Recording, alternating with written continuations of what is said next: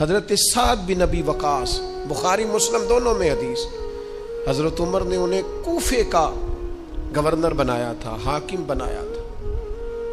کچھ لوگ حسد کی وجہ سے نیک لوگوں پر تنقید کرتے ہیں، اپنے ذاتی حسد کی وجہ سے اللہ کے بندوں کو ستاتے ہیں، پھبتیاں کستے ہیں، زبانیں کھولتے ہیں، اور آپ فرماتے ہیں جس نے میرے ولی سے دشمنی کی میرا اعلان جنگ ہے۔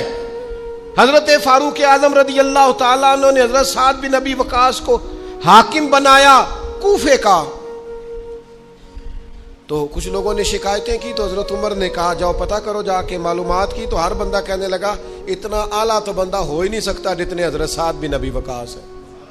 ایک بندہ کھڑا ہوا، صرف ایک، وہ کہنے لگا نہ تو یہ جہاد میں جاتے ہیں، نہ مال غنیمت صحیح تقسیم کرتے ہیں، نہ یہ عدل و انصاف کرتے ہیں۔ 3 شکایتیں اس نے لگائیں۔ حضرت سعد بن ابی وقاص چونکہ زندگی ساری محنت کی تھی، جہاد کیا تھا، ساری زندگی انصاف میں گزاری تھی، دل ٹوٹ گیا، اللہ کی بارگاہ میں عرض کرنے لگے مالک اگر یہ ریاکاری کے لیے کہہ رہا ہے نا، یہ باتیں جھوٹ بول رہا ہے، تو پھر اس نے 3 الزام لگائے ہیں، تو میں 3 دعائیں کرتا ہوں، اس بندے کی عمر لمبی کر دے، اس کا فاقہ بڑھا دے، اور اسے فتنوں میں مبتلا کرنا میرے مالک۔ یہ دعا نکلی حضرت سعد بن ابی وقاص کی زبان سے۔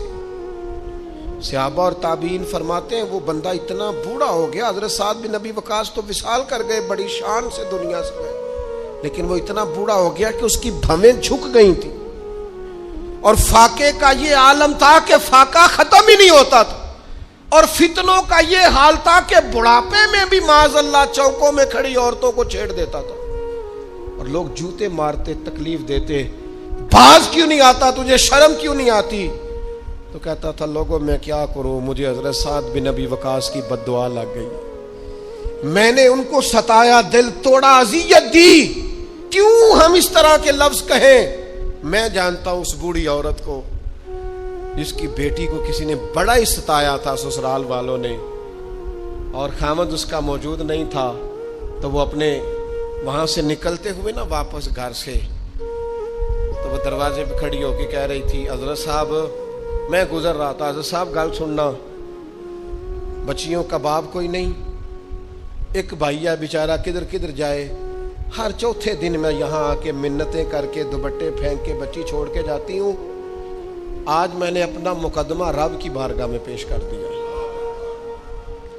آپ گواہ رہے نا، میرا جرم صرف ہے کہ میں بیٹیاں دی ماں ہوں، گواہ رہے نا آپ، میں نے مقدمہ اللہ کے حضور درج کرا دیا ہے، بیٹی کو حوصلہ دے کے جاتی ہوں، خود نہیں سوتی میں ساری رات، مجھے پتہ ہے میری بیٹی کے ساتھ زیادتی ہو رہی ہے، اور ان کو بھی پتہ ہے لے جا کوئی نہیں سکتے، بندے ماڑے ہیں، تو یہ روز ظلم کرتے ہیں، اب میں نے وہ مقدمہ درج کرا، آپ گواہ رہنا، میں نے بڑا منایا اس اماں کو، میں نے کہا ماں اتنے سخت جملے نہ کہنے لگی، کلیجہ اندر سے پھٹ گیا، چھلنی ہے۔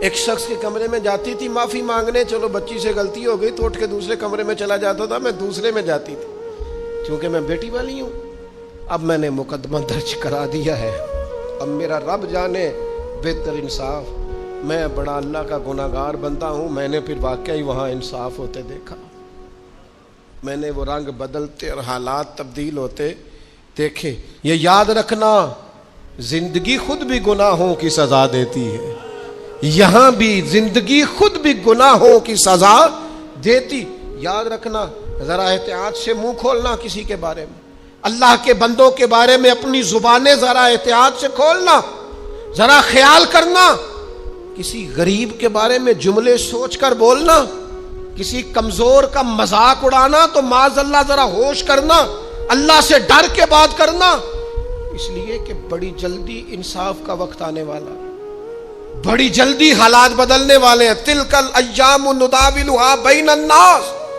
اللہ لوگوں کے درمیان دن بدل دیا کرتا ہے، پھر لوگوں کو جگہ نہیں ملتی چھپنے کی، رخ چھپانے کی۔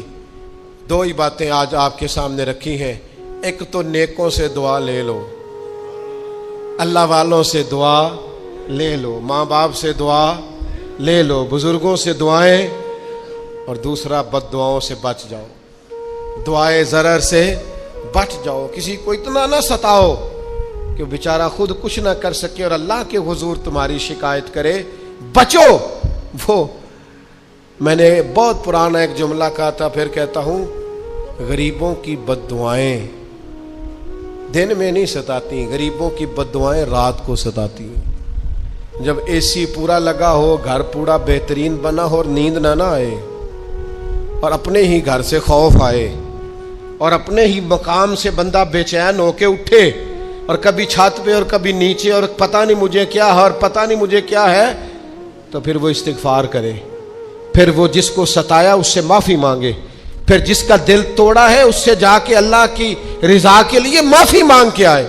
اس لیے کہ کچھ سکون ایسے ہیں جو صرف معافیوں سے ملتے ہیں، وہ صرف کسی کو راضی کرنے سے حاصل ہوتے ہیں۔ آپ میری بات کو سمجھیے گا۔ چلیں میں اس پر ایک اور بخاری مسلم کی حدیث پڑھتا ہوں۔ حضرت سلمان فارسی رضی اللہ تعالیٰ عنہ اور حضرت ابو درداء کے درمیان بھائی چارہ تھا۔ مکے سے مدینے جب لوگ آئے تو حضور نے بھائی بھائی بنایا تھا، ان کے درمیان بھائی چارہ تھا، تو ابھی پردے کی آیات نازل نہیں ہوئی تھی، تو لوگ ایک دوسرے کی طرف جاتے تھے۔ حضرت سلمان فارسی رضی اللہ تعالیٰ عنہ حضرت ابو درداء رضی اللہ تعالیٰ عنہ کے گھر میں تشریف لے گئے تو دیکھا کہ ان کی بیوی بڑی غمگین بیٹھی ہیں۔ تو ہم نے فرمایا بہن کیا ہوا؟ تو کہنے لگی تمہارے بھائی کو دلچسپی کوئی نہیں رہی، ہر روز روزہ رکھ لیتا ہے اور ساری رات نفل پڑھتا ہے۔ حضرت سلمان فارسی کہنے لگے ٹھیک ہے کر لیتے ہیں بندوبست۔ نماز دین ہے کہ نہیں؟ دین ہے نا یہ چیزیں۔ لیکن حضرت سلمان فارسی جناب ابو درداء سے کہنے لگے آج میں نے تیرے گھر میں رہنا رات کو، کیونکہ وہ تو ساری رات نماز پڑھتے تھے، نفل پڑھتے تھے۔ انہوں نے کہا ٹھیک ہے، ایک بستر لا کے بچھا دیا حضرت سلمان فارسی کے لیے۔ سلمان فارسی فرمانے لگے دوسرا بھی لا۔ کہا وہ کیا کرنا ہے؟ فرمانے لگے تو نے بھی سونا ہے، میں نے بھی سونا ہے، تو نے بھی سونا ہے، عشاء پڑھیں گے اور پھر دونوں سوئیں گے۔ کہا میں نے تو نماز پڑھنی ہے۔ فرمایا تہجد کے وقت اٹھ کے پڑھیں گے، اللہ کے رسول بھی رات آخری حصے میں جا کے نماز پڑھتے ہیں۔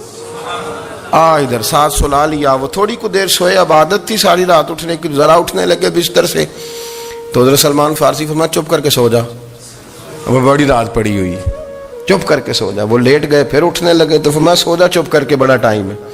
سحری کے وقت اٹھے، نفل پڑھے، ان کا ارادہ تھا روزہ رکھنے کا، تو فرمانے لگے کل رکھا تھا نا نفلی روزہ؟ جی رکھا تھا۔ پرسوں بھی رکھا تھا؟ ترسوں بھی رکھا تھا۔ فرمایا آج نہیں رکھنا، آج میں تیرا مہمان ہوں، سارا دن کٹھے مل کے روٹیاں کھائیں گے، آج نہیں روزہ رکھنا، سلا دیا۔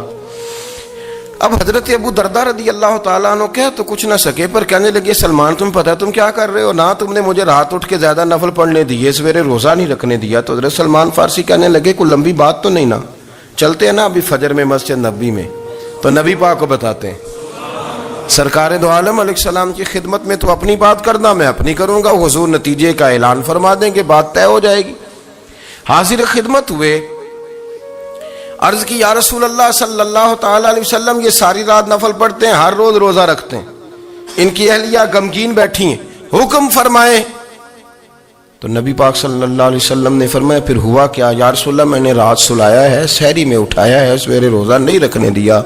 نبی پاک نے فرمایا سلمان فارسی نے ٹھیک کیا، سلمان فارسی نے ٹھیک کیا۔ پھر حضور نے فرمایا، نبی کریم نے فرمایا ابو درداء تیرے اوپر اگر اللہ کا حق ہے، اس کے رسول کا حق ہے، دین کا حق ہے، تو فرمایا تیری آنکھ کا بھی تیرے اوپر حق ہے، تیرے وجود کا بھی تیرے اوپر حق ہے۔ یہ حضور نے فرمایا تیرے بچوں کا بھی تیرے اوپر حق ہے، تیری بیوی کا بھی تیرے اوپر حق۔ اس حق کو بھی سمجھے، حقوق اللہ بھی ہیں، پر تیری آنکھ کا بھی تیرے اوپر کیا مانا کہ تیری آنکھ سونا چاہتی ہے تو اسے سلا بھی، تیرے وجود کا بھی تیرے اوپر حق ہے، تو تیرا وجود آرام کرنا چاہتا ہے تو اسے آرام بھی کرا۔ اور پھر وہاں نبی پاک صلی اللہ علیہ وسلم نے فرمایا میں تم سب، سننا یہ لفظ حدیث کے، حضور نے اسی موقع پر فرمایا میں تم سب سے زیادہ اپنے رب کو جانتا ہوں اور میں تم سب سے بڑھ کر اپنے رب سے ڈرتا ہوں۔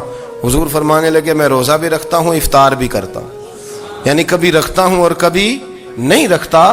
فرمایا میں نفل بھی پڑھتا ہوں اور اپنی بیویوں کو وقت بھی دیتا ہوں۔ سرکار مسجد میں بھی آتے تھے، نواسوں کے ساتھ کھیلا بھی کرتے تھے، ان کے ساتھ پیار بھی کرتے تھے۔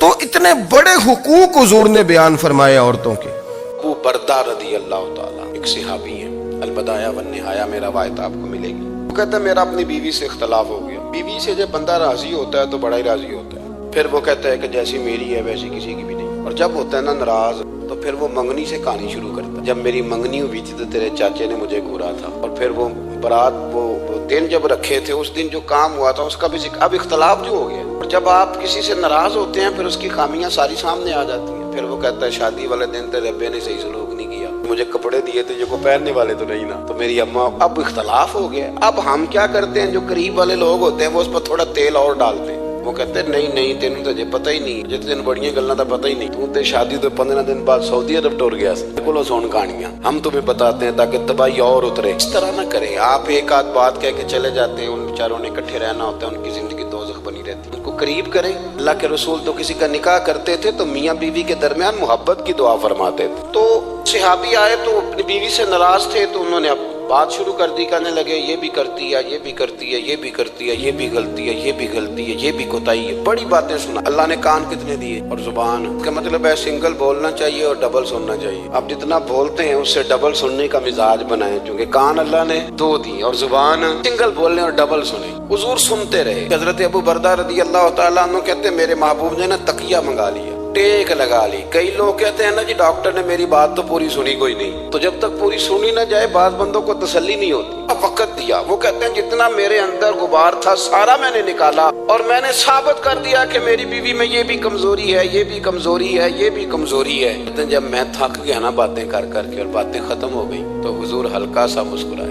پھر پہلی نظر ہی لوٹ لے ماہی تیرے ہار شنگارا. کہتے ہیں حضور ہلکا سا مسکرائے زیر لب اور فرمانے لگے کہ تیری بات ختم ہو گئی ہے تو ایک میں بھی کر. نبی کریم سید عالم صلی اللہ علیہ وسلم نے نا ساری باتیں سنی تو فرمایا کر لوں. تو میں نے کہا یا رسول اللہ کریں. تو نبی کریم صلی اللہ تعالی علیہ وسلم فرمانے لگے صرف ایک بات کا جواب دے, صرف میرے آگے ہیں یوں دبے لچے فصحا عرب کے بڑے بڑے, جان منہ میں زبان نہیں بلکہ جسم میں نہیں. فرمانے لگے یہ بتا کہ تیری بیوی میں ساریاں خامیاں ہی ہیں کہ کوئی خوبی بھی ہے. بھائی اتنا جواب دے دے, زیادہ لمبی چوڑی بات نہیں. تیری بیوی میں ساریاں خامیاں ہیں. اللہ جو بندے بناتا ہے نا ایسا کوئی بندہ رب کریم نے نہیں بنایا جس کے اندر اللہ نے کوئی خوبی نہ رکھی. یہ الگ بات ہے کہ ہماری اپنی اینک پر مٹی پڑی ہوتی ہے اور ہم سامنے والے کا چہرہ صاف کرتے رہتے, اپنی اینک نہیں صاف کرتے. وہ ابو بردہ رضی اللہ تعالیٰ عنہ فرماتے ہیں جب سرکار نے اس شخص سے یہ بات کہی نا کہ کوئی خوبی بھی ہے تیری بیوی میں, تو کہتے ہیں وہ شخص کہتا ہے میری نا بالکل ایک جملے نے سوچ ہی بدل دی ساری. یوں سمجھ لے کہ میں اس روڈ پہ چل رہا تھا, میرے نبی پاک نے مجھے اس والے رستے پہ ڈال دیا. بالکل ساری سوچ, یعنی ایک ہی جملہ, ہر چیز بدل دی سرکار نے. حضور فرمانے لگے کوئی خوبی بھی ہے. میں تھوڑی دیر چپ رہا, عرض کی یا رسول اللہ صلی اللہ علیہ وسلم آپ حکم کرے. تو حضور فرمانے لگے اپنی بیوی سے کبھی پوچھ نہ رکھو, اگر تمہیں اس کی خامیاں نظر آئیں تو اس بات پر توجہ کرو جو اس کے اندر خوبی ہو. کہتے ہیں میں نے اٹھ کے عرض کی یا رسول اللہ میری بیوی پردے کی بڑی پابند ہے, میری خوابگاہ میں کوئی دوسرا شخص کبھی پیر بھی نہیں رکھ سکتا. فرمایا جا پھر گھر جا کے بسا, جو سب سے اعلیٰ خوبی تھی وہ تو اللہ نے تیری بیوی کو عطا کی ہوئی ہے, گھر بسا. ایک تو سرکار کی ظاہری جو اللہ نے آپ کو حسن و جمال دیا تھا وہ بے مثل تھا, گفتگو کا جو ڈھب اور سلیقہ دیا تھا وہ بے مثل اور بے مثال تھا. پھر جو حضور کی ادائیں تھی نا کان خلقہ القرآن. حضرت عائشہ صدیقہ کہتی ہیں میرے محبوب کے اخلاق دیکھنے ہو تو قرآن پڑھو. جن اخلاق کا قرآن درس دیتا ہے وہ عملی طور پر سارے مدینے والے محبوب میں پائے جاتے تھے. سویرے سویرے نا میری والدہ, آپ کو پتہ ہے دیہاتوں میں سب نے بھینسیں رکھی ہوتی تھی, تو اماں جی یعنی وہ سویرے اٹھ کے دودھ رڑک کے اور پھر وہ جب مصلی بچھاتی تھی تب میں سمجھتا تھا کہ یہ تکلفات ہیں, چونکہ جب بندہ پڑھ دیتا ہے نا پھر اسے گنجائشوں کا بھی پتہ چل جاتا ہے. میں سمجھتا تھا یہ تکلفات ہیں کہ وہ پہلے کپڑا مصلی بچھاتی, پھر پیالے میں پانی لا کے پاس رکھتی, پھر وہ جناب اس پہ پڑھنا شروع کرتی, پھر وہ ریل, اور پھر ریل کے یہ جو حافظ ہوتے ہیں نا ہمارے, یہ پھر زیادہ نہیں چومتے قرآن پاک کو, ان کے پاس ہوتا ہے نا ہر وقت, لیکن وہ پرانے بندے وہ شنیل کا غلاف, پھر اسے کھولنا, پھر اسے چومنا, پھر سینے سے لگانا, یہ ساری چیزیں ان کے پیش نظر رہتی. اماں جی نا وہ نماز پڑھ کے قرآن پاک کے کوئی 2-1 رکوع پڑھ کے پھر آواز دیتی, وہ تسی اجے بھی ستے ہو, میں دودھ بھی رڑک لیا, نماز بھی پڑھ لی, سبق بھی پڑھ لیا, اٹھ جاؤ نا اب تو ٹائم تھوڑا رہ گیا نماز کا. یہ آپ یقین کریں میرے سے بزرگ ناراض نہ ہو جائیں, لیکن بچوں کو نماز کی تقریر نہ سناؤ. کہ پتر نماز پڑھنی چاہیے نہ تقریر نہ سناؤ. تقریریں باہر چلتی ہیں, گھر میں نہیں چلتی. گھر میں عمل چلتا ہے.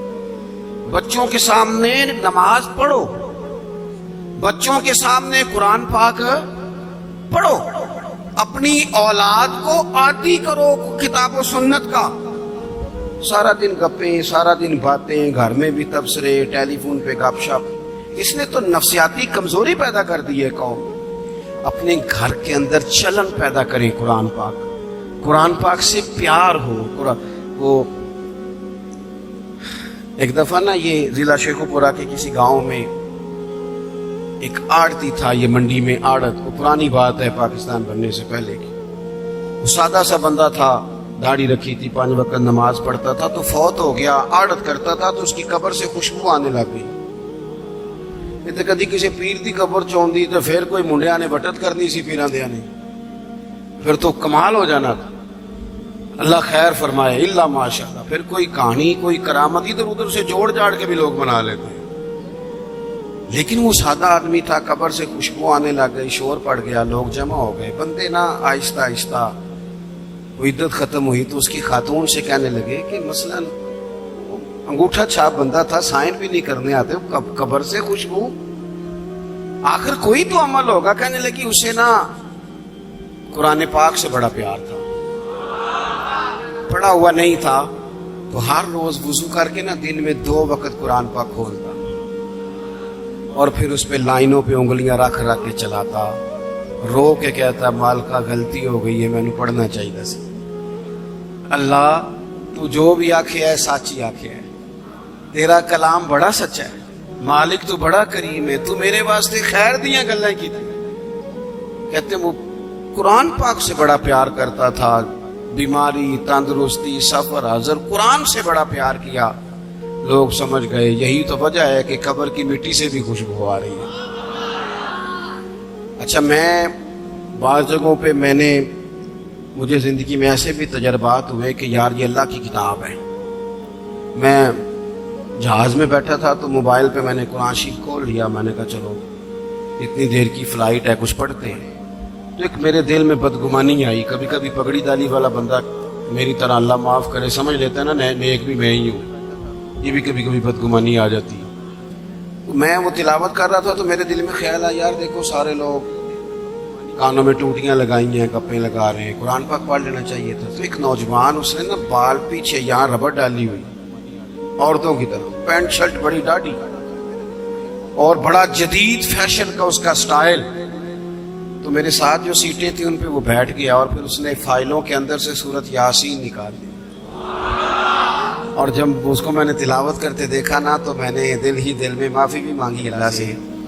اور میرے دل میں یہ بھی خیال آیا کہ یہ اللہ کا قرآن ہے, مولوی, وہ قاری صاحب, حافظ صاحب, وہ فلان صاحب, اپنے جیسے لوگوں سے, نیک لوگوں کی بات نہیں کر. وہ تو نہ پڑھے تو تو کیا سمجھتا ہے, کوئی پڑھتا ہی نہیں. یہ تو اللہ کا قرآن ہے, یہ پڑھا جاتا تھا, پڑھا جاتا ہے اور قیامت کے بعد بھی پڑھا جاتا رہے گا. پتہ نہیں اللہ نے, یعنی اگر میں اور آپ نہیں پڑھیں گے تو یہ محتاج نہیں, کس کس سے رب پڑھوا رہا ہے, کون کون پڑھ رہا ہے, کس طرح لوگ پڑھ رہے ہیں. تو قرآن پاک سے محبت کریں. اچھا 2-3 دن میرے کہنے پہ پڑھیں آپ, 2-3 دن, صرف لمبا نہیں. میرا یہ تجربہ ہے جو بندہ صبح صرف 2 دن الارم سے اٹھے نا نماز کے لیے فجر میں, تیسرے دن خود بخود آنکھ کھل جاتی ہے. اللہ نے نا یہ دماغ کا کمپیوٹر اس طرح کا بنایا ہے کہ نیند بھی اس میں فٹ ہوتی ہے کہ اتنے سے اتنے بجے تک سونا ہے.